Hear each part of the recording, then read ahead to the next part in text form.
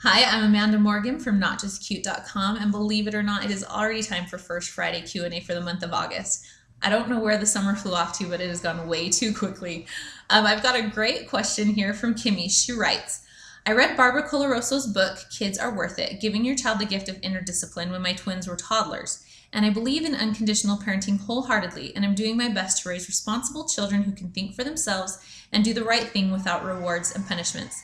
However, I still often feel that all of the advice I read in books, magazines, and blogs is still more theoretical than practical, especially with small children, and I am often at a loss as to how to deal with situations. For instance, I face a battle almost every evening when I inform my 5-year-old twins that it's time to come in and get ready for bed. I always give them advance warning, but that doesn't seem to help. I've tried to explain how important it is that they get enough sleep and how much more fun we'll all have when we're well rested, but none of this makes a difference to them, especially when their friends are staying out later than they are. The only thing that has worked is telling them that they won't be able to go outside after dinner the next day if they're not willing to come in when it's time. But that feels like punishment to me. Do you have any advice? Well, Kimmy, I think this is a really great question. I think that it's an area that generates a lot of confusion for a lot of people when you start talking about positive parenting. So I think you're on the right track here. I think for me, philosophically, when we're talking about avoiding punishments and bribery and rewards, those types of things, it's about teaching the child that internal sense of self-control.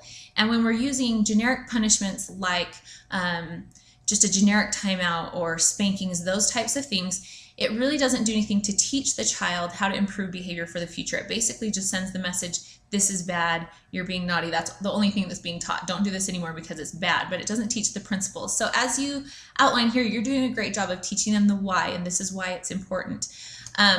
But as we talk about, as you mentioned, you don't want to use punishment, but it is important for children also to recognize that there are consequences. And there are natural consequences, there are logical consequences, and there are positive consequences. And this is something that I talk about in my book, Parenting with Positive Guidance, my ebook. And you should find that in your inbox, Kimmy. And hopefully there are some things in there that will help as well. But when we talk about consequences, they're the natural consequences. That's the first one that we think about. And that's the one that you're talking about here, that you're letting them know that if they don't come in, they're going to be tired, they're going to be grumpy, we won't have as much fun. That's a consequence that will happen whether you intervene or not. It's a natural consequence of them staying out too late, and you're giving that as your reason for why they need to come in, and that's good for them to understand that. But that consequence may not be motivating enough. It's a little too distant for a 5-year-old to really care too much about. So a logical consequence is something that might also help out. Still teach them with that natural consequence. This is what will happen, but then offering that logical consequence. And that's very similar to what you're doing here, that if we don't come in now, we won't be able to come in tomorrow. You might also tie it to some other things. If you have in your bedroom routine some things that they really enjoy doing. If we aren't able to come in quickly, then we can only read 2 stories instead of 3 because it's going to use up some of our time.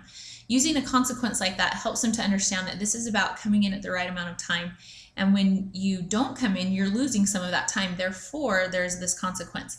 If you can tie it to something that's a little bit more immediate, that helps them make that connection more quickly. But I think it is fair to say, if I can't trust you to come in on time today, then that's going to take out of the time we go tomorrow. Or like you said, it's a matter of trust. If I can't trust you to come in when I ask you to, then it's going to be harder for me to let you come out tomorrow.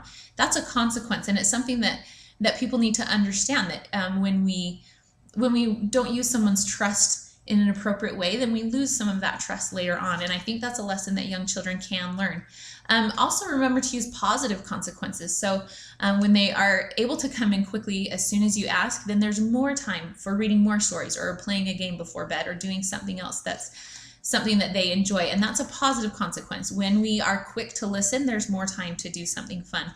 So tying consequences to things that they can understand more immediately and that are tied more to the actual behavior, an actual result of that behavior, more of a cause and effect, is a good way for young children to learn about consequences of their choices.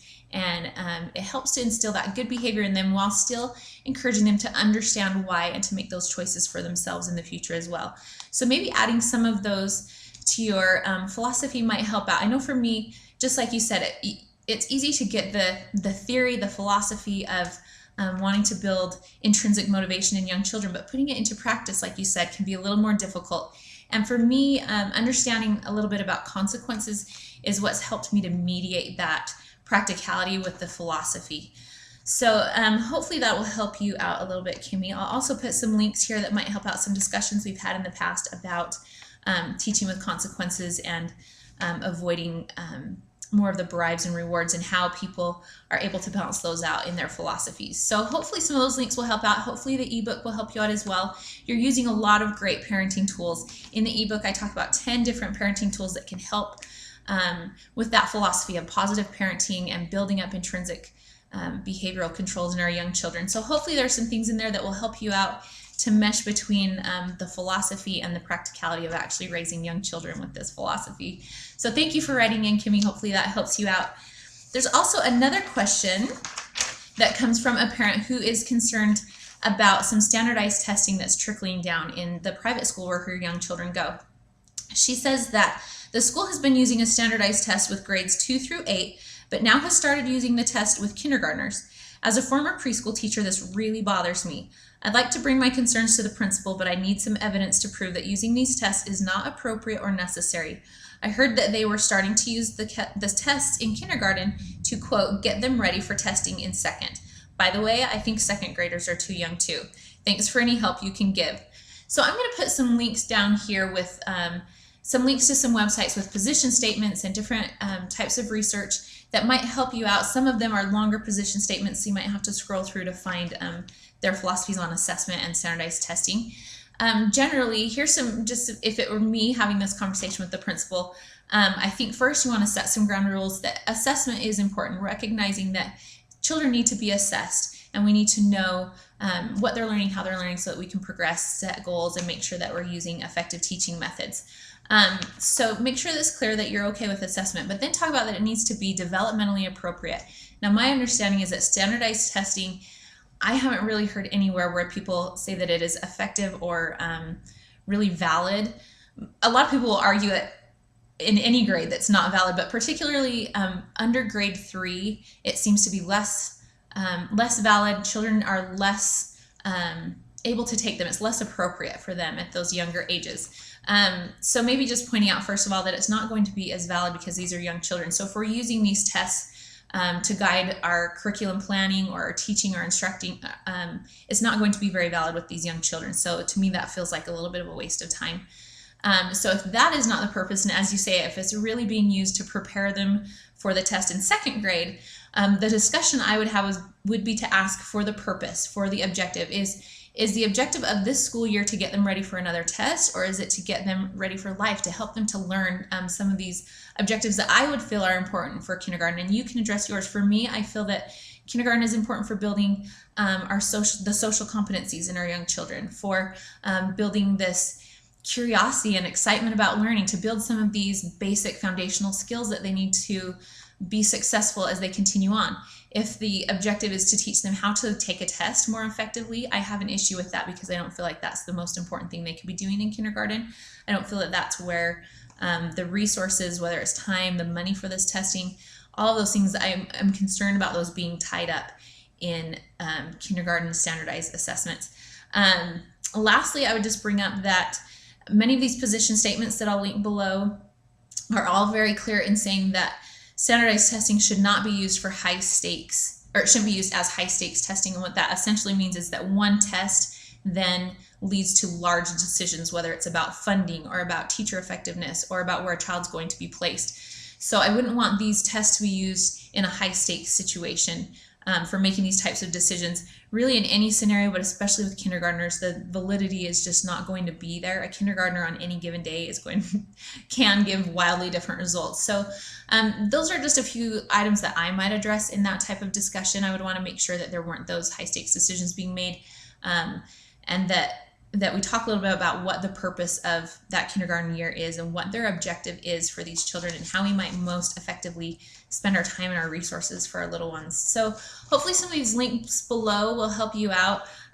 Good luck with your discussion. I know that's can be a really daunting task, and I admire you for taking the time and building up your courage to go in and have this discussion and to be an advocate for young children. Thank you for doing that, and good luck with it. Please go in with the right attitude of having a discussion with this administrator and help that administrator understand that you're on the same page. You both want what's best for the children and that you want to understand each other.